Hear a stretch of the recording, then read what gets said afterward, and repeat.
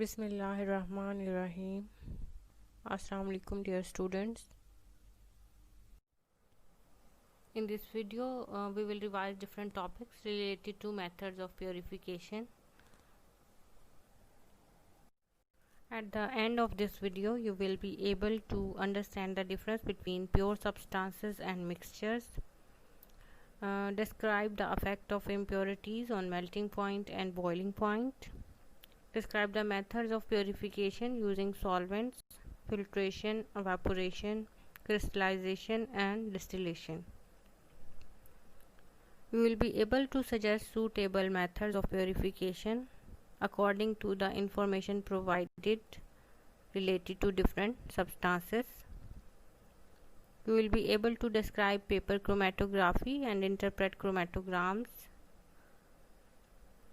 with the help of RF values.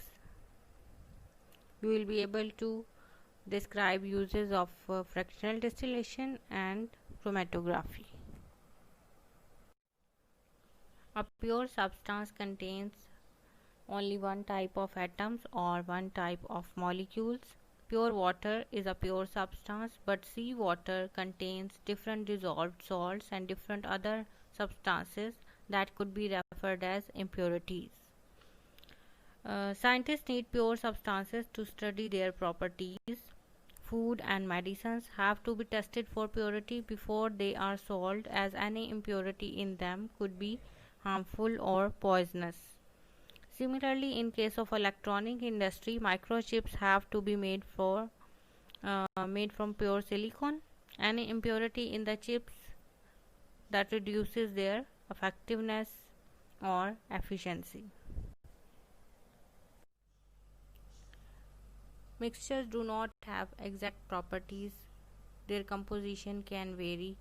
Because of the variation in composition, they do not have any fixed melting point and boiling point.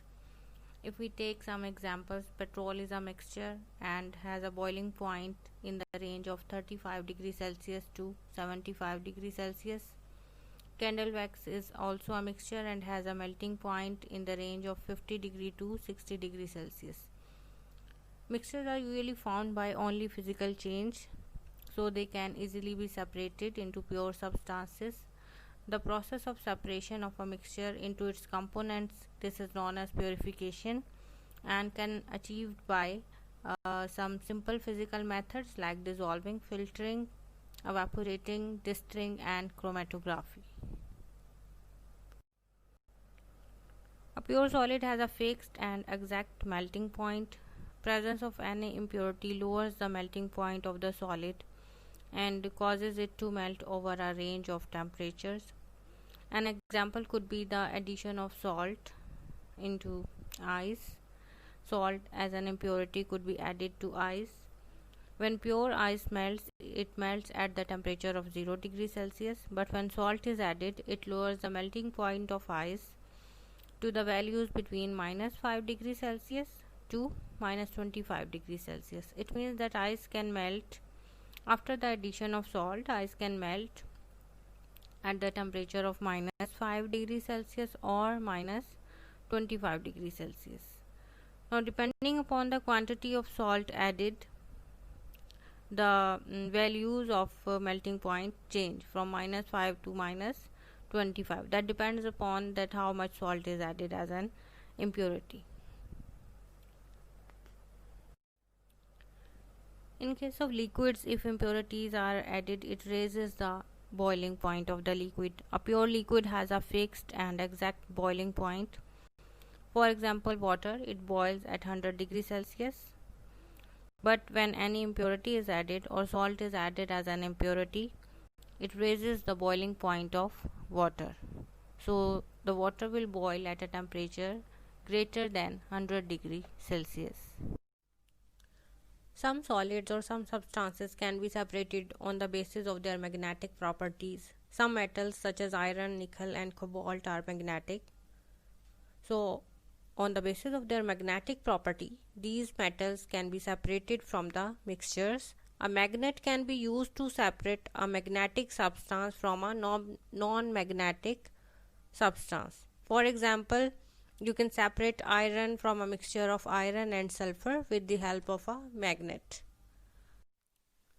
Decanting is basically the process of pouring down a liquid from a vessel without disturbing the sediments into another vessel.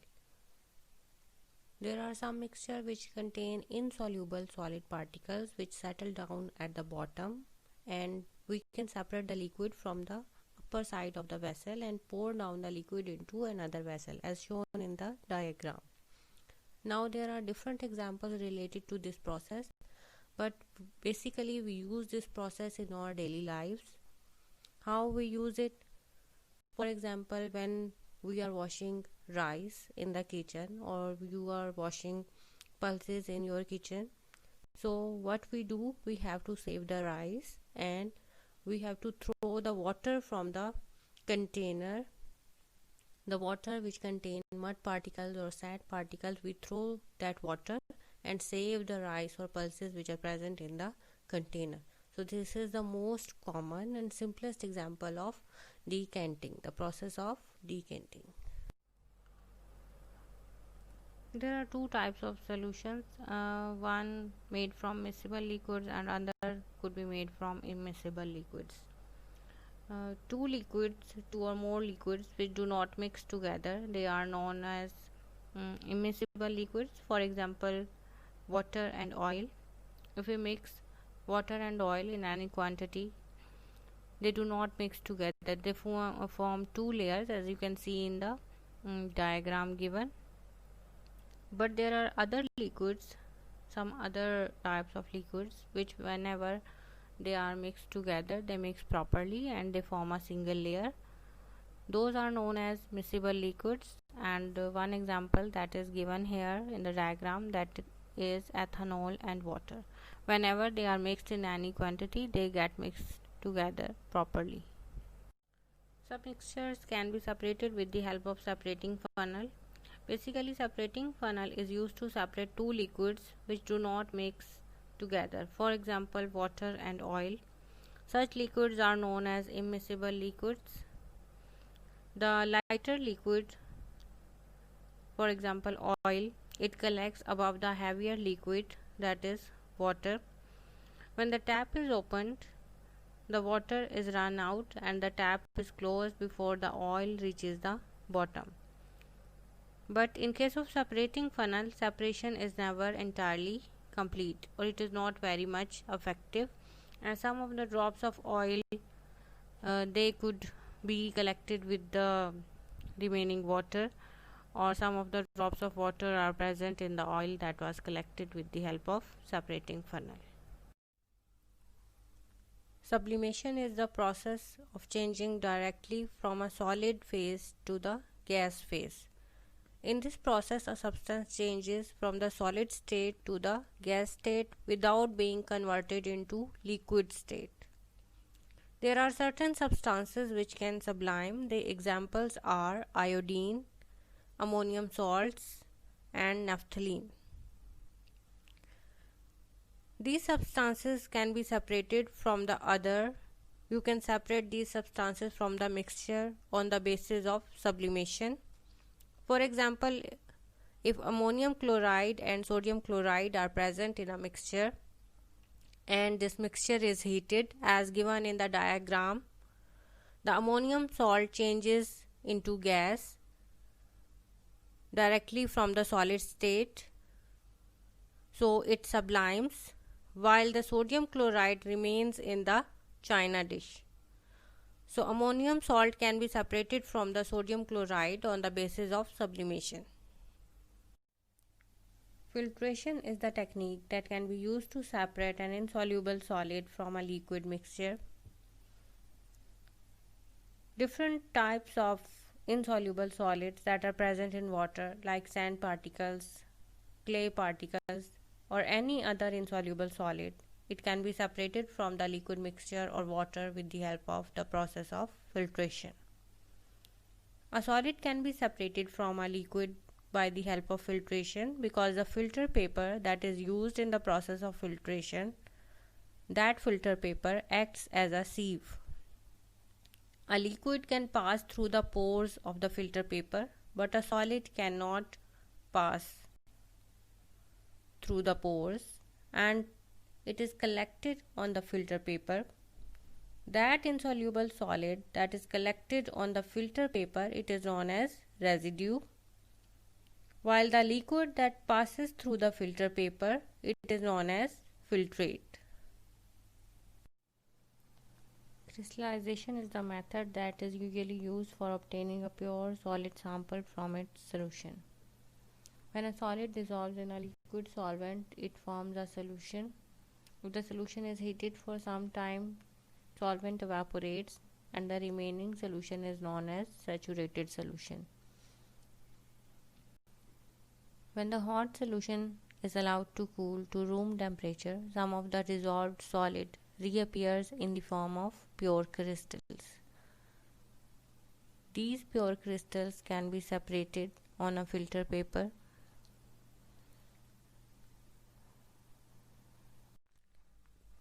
There are different techniques that can be used to separate a liquid from a solution. The most commonly used technique, we can say it is simple distillation. Simple distillation is used to separate a pure solvent from a solution.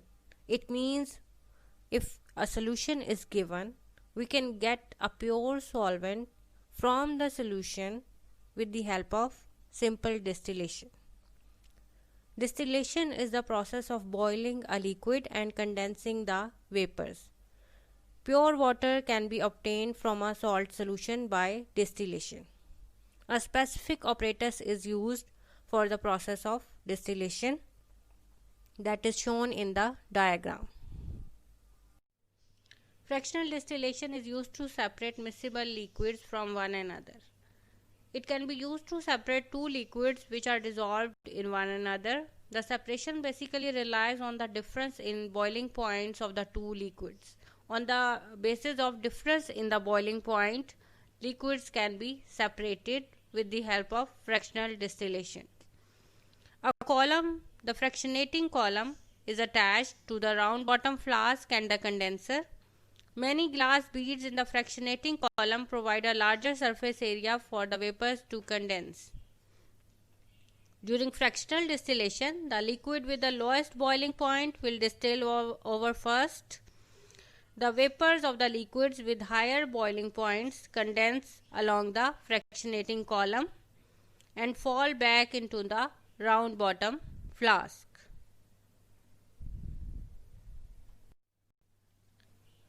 There are different industrial applications of fractional distillation.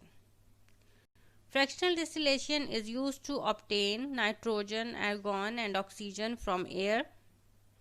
It is used to separate petroleum into useful fractions, into useful products. It is used to obtain ethanol produced by the fermentation of glucose solution. Chromatography is the method of separating two or more components that dissolve in the same solvent. Basically, it is used to separate colors, pigments, dyes, and even some colorless substances. The principle behind the process of chromatography is that it depends on the relative solubilities of the substances present in the mixture. The difference in solubility allows the different pigments in the dye to get separated. It means that one component of the mixture is less soluble in the solvent and the other component of the mixture is more soluble.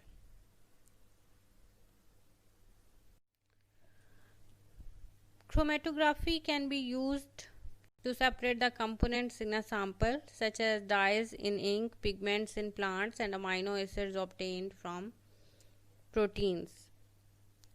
It can be used to identify the components present in a sample such as traces of banned substances in food.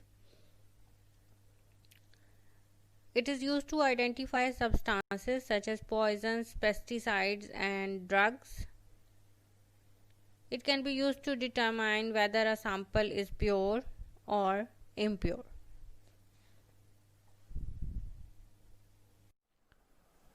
With the help of the video, I hope you will be able to revise your chapter number 3 and After revising, solve the given assignments.